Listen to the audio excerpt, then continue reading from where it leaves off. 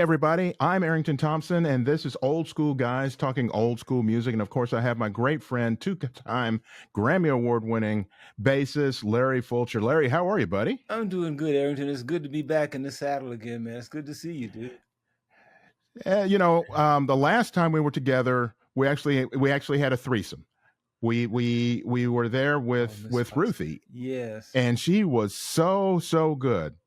She's Um, yeah. Go ahead. Go ahead. I love her. She's always good. She's always good. We're going to have her back because we were just talking. We had her on because we wanted to talk about women in music, celebrating Women's Month, I guess, National Women's Month. But we just need to have a show where we talk about Ruthie. She's such a deep and soulful personality. She doesn't self-hype herself at all. So she's magnificent. You know, she really is. She's larger than life in a lot of ways. And oh my goodness! So the more I know you've worked with her and worked with her a lot, but I started listening to more and more of her music, and my goodness, is she soulful? I mean, just absolutely soulful. She can take the corniest folk song, and forgive the word corny, but yes, she can, and turn it into like a soul wrenching experience.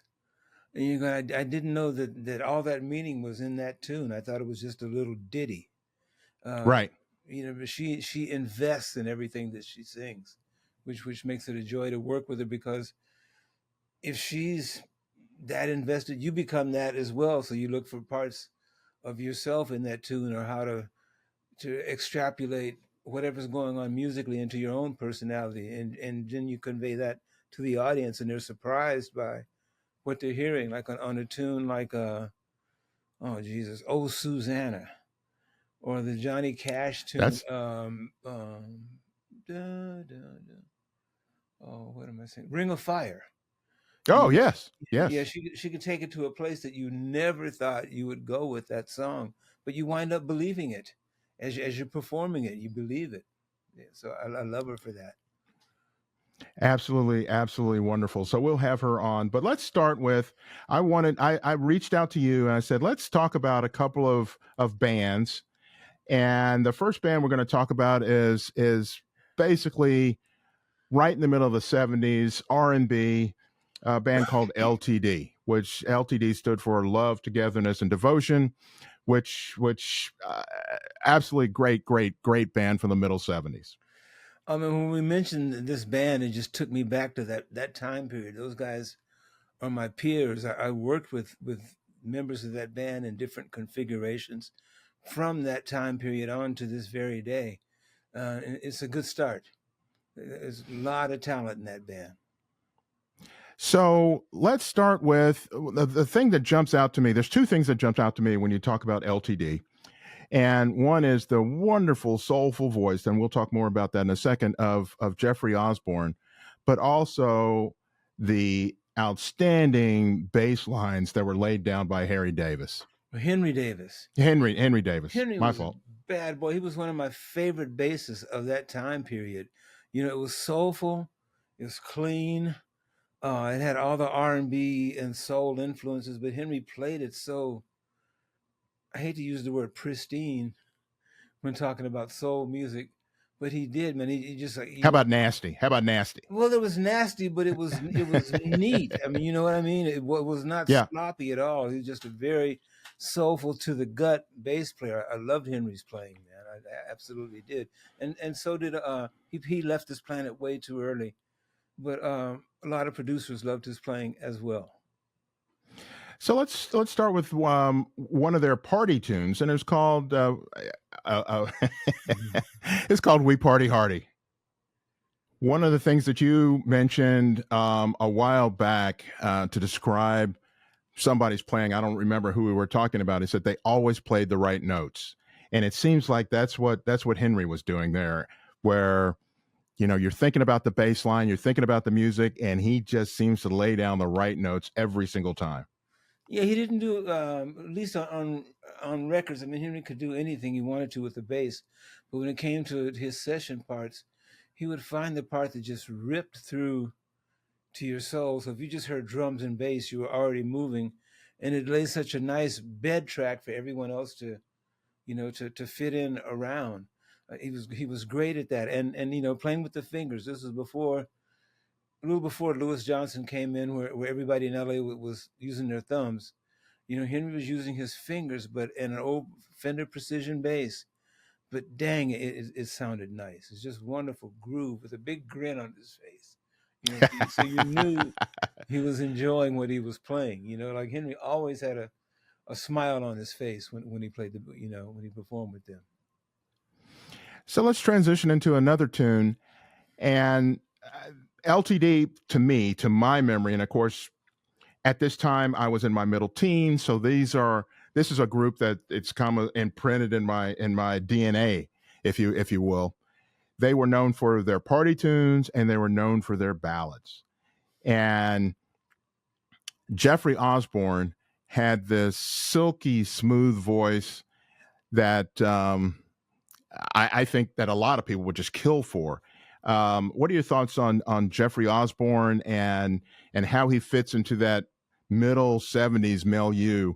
That would include, I guess Luther was later, but would clearly include like Beverly, Frankie Beverly and Mays. Yeah. Even more those so, kind of guys, like Harold Melvin and the Pendergrass. Harold yes, Melvin and the yes, yes. Teddy Pendergrass. Like Teddy, he was the drummer. Jeffrey was the drummer for the band, and they all took turns singing. They moved to LA as an R&B cover band, and they 10 guys living in one bedroom apartment. So, and they practiced in the living room. Now that's funky and soulful, and Jeffrey wasn't the only singer in the band, but the record company decided they needed one guy's voice to represent the band. So Jeffrey would still play drums on the sessions, on the tracks, but he became the lead vocalist because he had that voice. It was a good producer's choice, I think. Absolutely smooth. Let's hear their first big hit. Came out in 1976, Love Ballad. Jeffrey Osborne and LTD. I cannot think of any other word, and I should, because I've actually went to college and all that. I should know words, but smooth, just absolutely smooth. Yeah, and I met them about this time. I had a drummer friend of mine, a guy named Butch Azevedo. He had gotten the job with LTD as the drummer, especially when they started doing larger concerts and TV shows. They needed someone to sit back there on the drums. But Jeffrey had played the drum parts, but my friend Butch, I see him on American Bandstand and the Soul Train, Mexican guy playing drums with LTD, but he's a very soulful guy.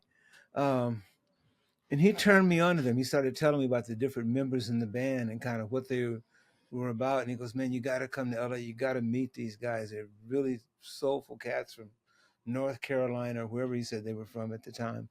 But I loved the band.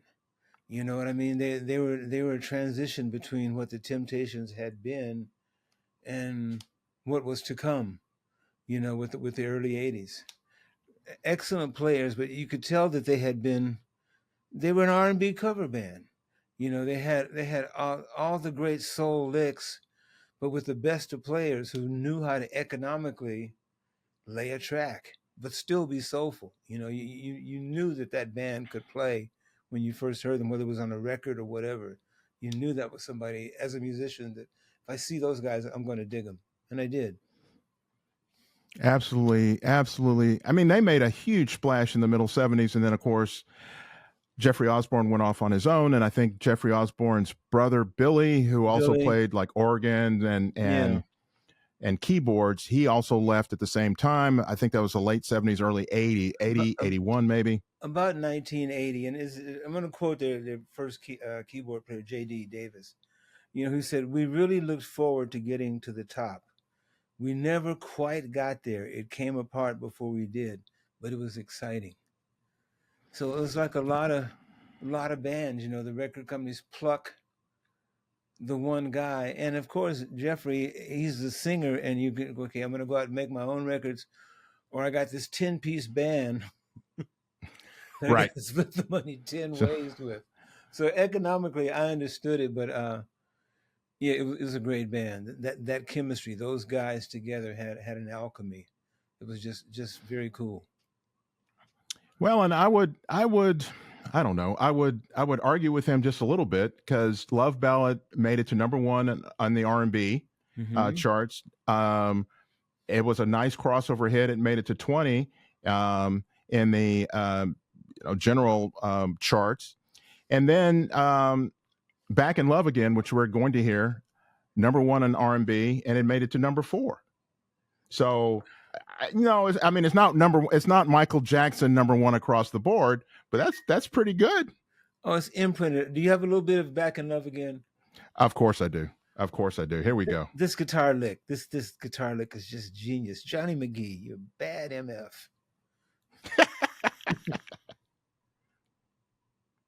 Yes, yes, yes.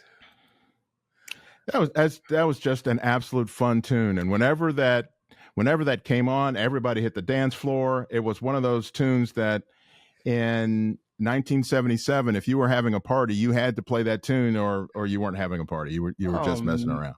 It's a perfect tune. That little lick that Johnny plays. I'll get personal with that particular tune. Johnny McGee lives up in Minneapolis now. He's still a dear friend of mine. I talked to him a little while ago, but he has an Android phone, and he couldn't join us on this. But anytime I'm touring through Minneapolis, especially with Ruthie Foster, I'll have him come out and sit in, and in the middle of any tune, whatever key, I'll go, Johnny, give me the lick, and he can. And that's also him on the Marvin Gaye tune, "Got to Give It Up." That's an iconic tune right there. That's Johnny, an iconic tune. That's Johnny McGee playing that badass rhythm guitar, and he and I talked off the record. I'll put it on the record. Yeah, man. Who's a guy? Whatever the little Canadian fool's name is. They lifted that tune from Marvin Gaye. Sure they did. Sure they did. It's straight up sampled and lifted. But with that tune, I think I've told you this story. That's my friend that was doing the live shows with LTD. When I moved back to LA in '77, he said, "Man, LTD's in the studio tonight. I want to go down and take you to introduce you to him." So we went down to this studio in Hollywood. It was called The Experience. And when I got there, they had just finished cutting this track, and they were in full-on celebratory mood because they knew it was something special. Oh, yeah. You had to know that was the thing right there. So we all stood out on the sidewalk on whatever street that was, and we had some celebratory moments that quite illegal. Were they epic? Were they? We could have been arrested. But they were really happy with that tune, just talking about it. And then when I finally got to hear it, it was like, oh my gosh, this is a badass tune. And it's still, man, it's just a perfect economics in melding soul, funk, clean R&B into a radio format of a tune. And the song still, like, when you hear that song today, when you hear that lick, you just go, oh, yeah, okay. That's it. Anything else you want to say about LTD? We'll wrap this one up, and then we'll come back and we'll talk about another one of my favorite groups, Average White Band. I'll be glad to do that. But salute you guys in LTD. If you guys hear this, a lot of love for y'all. A lot of love for y'all. You're a badass band, and I'm glad I got to know you. The one thing that we should just mention is that at the time, and you don't see that, at least not now, is that they had the quintessential, was it 9 or 10 or 12-piece band, right? You have the horn section, you've got your rhythm section. I mean, you've got a bunch of people up there, and there were several bands that were like this. Of course, we will spend a lot of time sometime in the future talking about one of my favorite bands, and again, one of yours, Earth, Wind and Fire, which was to me the blueprint of what a mid-70s band was. Yeah, and based on the LTD formula, there was a circle of people around at that time. We were all kind of recording stuff together. So you'd run across the guys from LTD, and there was another band called New Birth. It was very similar. They wound up interchanging some members there for a while. And then who's the other band? Car Wash. Rolls Royce. Yeah, I mean, all of those musicians were we'd meet up in the studios all the time. So there was a conglomeration of that group of funk musicians. And you can hear them on records, and you can identify the time period. You can almost identify the studio. You can hear that it was probably produced by either Norman Whitfield or Walter Davis, who were the two producers, that worked with that group of musicians. But it was a very, very good time in rhythm and blues music. And I think before disco came in and just changed the landscape. LTD, Maze, all those classic R&B bands from the 70s. This is when they were jamming at full strength. Oh, we can't forget the Ohio Players, right? They had the Jeepers. Jeepers. Yes. Yeah, them cool. All right. There's a whole nother thing. Yep. Yeah, okay. All right. So this is Old School Guys, and I'm Errington Thompson. He is Larry Fulcher. Thank you so much for watching and listening, Larry. Yeah, thank you. Y'all go out and check out some LTD records. Brothers, I love y'all. Thank you for doing that. Thank you, guys.